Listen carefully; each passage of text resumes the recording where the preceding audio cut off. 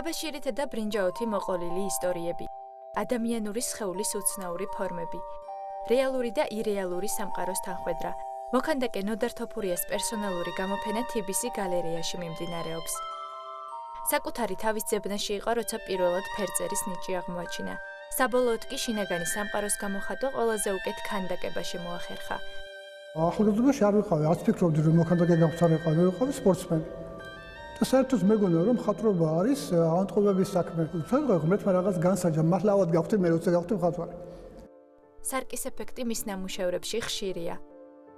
ავტორის სურვილი ადამიანის შინაგანი და გარეგანი სამყაროს ხილვისა მძაფრად იგრძნობა მის ნამუშევრებში. ნოდარ თოფურიას სხეულის თავისებური აღქმა აქვს. მოქანდაკის წარმოსახვით ცნობიერებაში ადამიანი მუდამ ტანიდან გამოთავისუფლებას ცდილობს.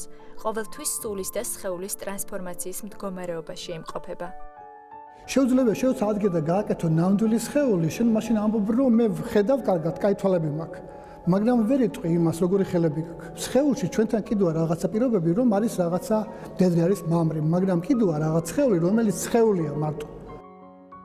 მოქანდაკის ბევრ კომპოზიციაში ერთმანეთშია შერწყმული ადამიანი და ცხოველი, სითბო და გულგრილობა. ყველა ნამუშევარში მძაფრად იგრძნობა ადამიანური სენტიმენტალურობა. მისთვის ყველაზე სასიამოვნო ახლის შექმნის პროცესია. კეთების მომენტში მოგწონს, მე არ მოგწონს. მე დგება მომენტ, როდესაც ამას ამოწმებ, აფასებ.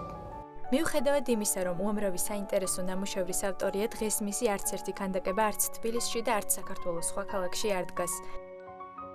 და იმედია, რომ ჩვენს ქვეყანაში მოიძებნება სივრცე, სადაც ნოდარ თოფურია თავის სათქმელს იტყვის.